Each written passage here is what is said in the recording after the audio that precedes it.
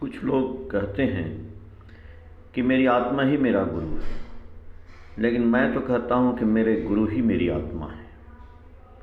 हमारे शास्त्र तो कहते हैं कि किम कुर्वन्ति ग्रहे सर्वा यस्य केंद्रे बृहस्पति, यानी जिस व्यक्ति की जन्म कुंडली में बृहस्पति यानी गुरु मध्य में होते हैं, उनका कोई भी ग्रह बाल बांका नहीं कर सकता। यदि हम अपने ग्रंथों को, शास्त्रों को मानते हैं तो इससे ज्ञात होता है कि जिसके जीवन में गुरु नहीं, उसका जीवन शुरू नहीं। मान लीजिए हमारी जन्म कुंडली में हमारे यदि गुरु का स्थान बीच में नहीं है, तो जाहिर सी बात है कि हमें अपनी जन्म कुंडली में गुरु को लाना पड़ेगा, यानी गुरु करना पड़ेगा। पर जिनकी जन्म कुंडली में यदि गुरु बीच में हैं, यदि वो भी गुरु को धारण करते हैं, तो कहते हैं ना कि सोने में सुहागा। तो प्रश्न ये उठता है कि गुरु क्यों करें? हम तो अपनी आत्मा को ही अपना गुरु बनाएंगे, यानी जो मेरे अंदर से अनुभूति की आवाज़ आएगी वैसा ही करेंगे। तो करिए ना, हम सभी आज तक यही तो करते आ रहे हैं। इससे ये बात साबित होती है कि ऐसा कोई मनुष्य नहीं है जिसने गुरु न बनाया हो। कुछ लोगों ने अपने माता पिता, भाई बंधु, रिश्तेदार, अड़ोसी पड़ोसी को ही अपना गुरु बना लिया है। इसमें से कुछ लोगों ने सबको दरकिनार कर अपनी आत्मा को गुरु बनाया है। अब प्रश्न ये उठता है कि ये सभी लोग गुरु की श्रेणी में कैसे आ सकते हैं? तो सबसे पहले यह जानना होगा कि गुरु की श्रेणी में उनको इसलिए कह रहा हूँ मैं कि इन्हीं लोगों के सलाह पर चलते हैं। अक्सर किसी के जीवन में कुछ भी कार्य आता है तो अपने माँ बाप, भाई बंधु, मित्र, पत्नी आदि से पूछते हैं, उनसे सलाह लेते हैं, फिर उसी अनुसार जैसा उनको उचित लगता है वैसा करते हैं। इससे साफ जाहिर होता है कि मनुष्य के जीवन में मनुष्य को आगे बढ़ाने में या मनुष्य को बर्बाद करने में एक सलाहकार की भूमिका सर्वोत्तम होती है। जिसे जैसा सलाहकार मिल गया वो वैसा बन गया। हमारे ग्रंथ और इतिहास तो इनसे भरे पड़े हैं। अब यदि स्वामी विवेकानंद को ही ले लीजिए, उनके जीवन में श्री रामकृष्ण परमहंस एक सलाहकार के रूप में थे। शिवाजी के जीवन में समर्थ गुरु रामदास, चंद्रगुप्त विक्रमादित्य के जीवन में चाणक्य, ऐसे बहुतेरे मिलेंगे। और दुर्योधन के भी सलाहकार थे गुरु द्रोणाचार्य, शकुनी, भगवान राम के जीवन में विश्वामित्र, श्री कृष्ण के जीवन में संदीपनी, हनुमान के जीवन में प्रभु श्री राम। सबके जीवन में एक सलाहकार थे। हाँ, जिसे जैसा सलाहकार मिला वो वैसा बन गया।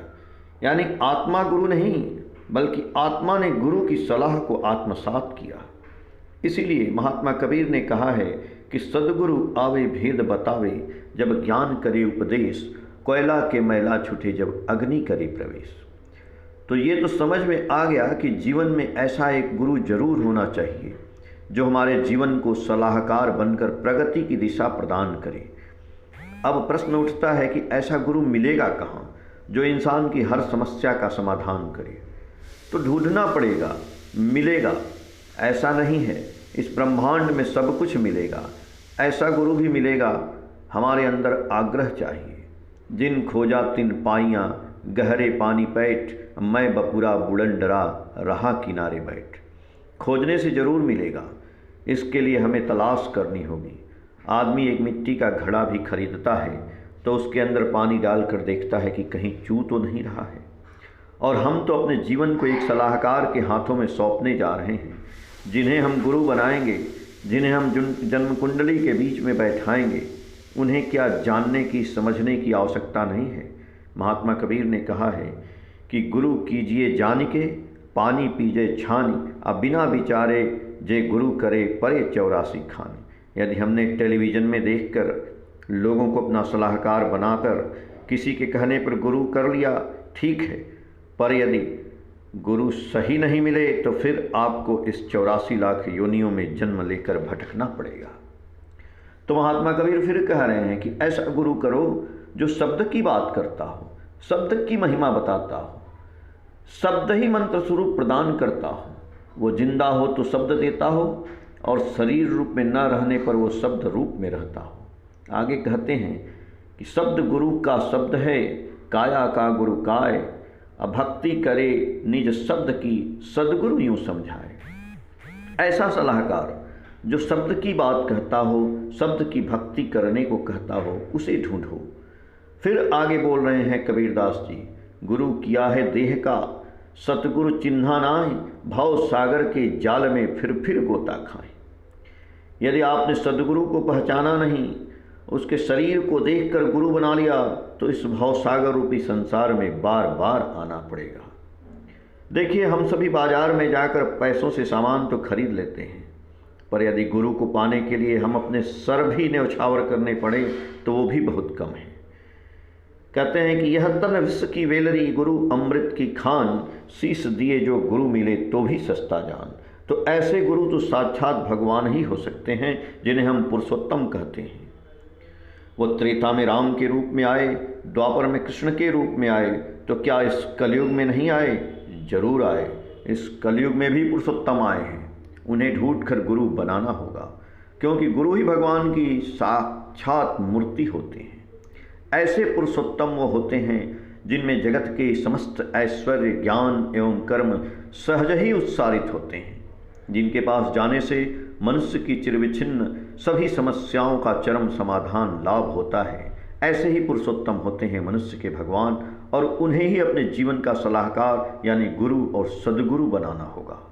एक और बात मैं कहना चाहूँगा कि जिनके जीवन में ऐसे सलाहकार नहीं मिले और उन्होंने ऐसे लोगों को अपने जीवन को सौंप दिया जिनसे उनका उद्धार नहीं हो पाया, जिनसे उनके मन की भ्रांति नहीं मिटी, जिनसे समस्याओं का समाधान नहीं मिल रहा है, उनके लिए महात्मा कबीर ने क्या कहा है कि जय गुरु ते भ्रम नामिते, भ्रांति न जिससे जाए, से गुरु झूठा जानिए, त्यागत देर न लगाए।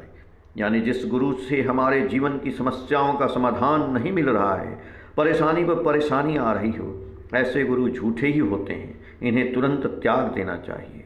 पर कुछ लोग आपसे बोलेंगे कि गुरु त्याग करने से दोष होता है, पर ऐसी बात कहाँ है। यहाँ पर त्याग से मतलब छोड़ देना नहीं है, आगे बढ़ना है। मनुष्य के जीवन में माँ बाप, भाई, बंधु, शिक्षक, ये सभी भी तो गुरु रूप में आते हैं, तो क्या ये छूट जाते हैं? हम सभी के घरों में कुलगुरु भी होते हैं, पर इन सभी से हमारी सारी समस्याओं का समाधान लाभ मिल नहीं पाता है। यदि भगवान श्री कृष्ण पांडवों के सलाहकार नहीं होते तो क्या वो महाभारत के युद्ध को जीत पाते? नहीं, जबकि उन्होंने भी गुरु द्रोणाचार्य से शिक्षा ली और दुर्योधन ने, पर पांडवों ने उस युग के पुरुषोत्तम मुरलीधारी श्री कृष्ण को अपने जीवन में पाने के बाद किसी की नहीं सुनी। इसका मतलब ये नहीं कि उन्होंने पहले के अपने गुरुओं का सम्मान नहीं किया, उनका भी वो सम्मान करते थे। इसीलिए यदि पुरुषोत्तम को जब हम गुरु रूप में ग्रहण करते हैं तो गुरु त्याग का दोष रहता ही नहीं है। पुरुषोत्तम ने खुद ही कहा है, पुरुषोत्तम आते जिस क्षण सभी गुरु की होती सार्थता, उनको धरने से होती नहीं, गुरु त्याग की क्षुण में था। यानी तथाकथित गुरु जो हमारे जीवन में आ चुके हैं उन्हें पुरुषोत्तम कह रहे हैं कि जब पुरुषोत्तम मिल जाए तो ऐसे गुरुओं को खुद स्वयं अपने और अपने शिष्यों सहित उन्हें ग्रहण कर लेना चाहिए। इससे जाहिर होता है कि आत्मा को अपना गुरु नहीं बल्कि गुरु को अपनी आत्मा बनाना चाहिए। धन्यवाद मित्रों।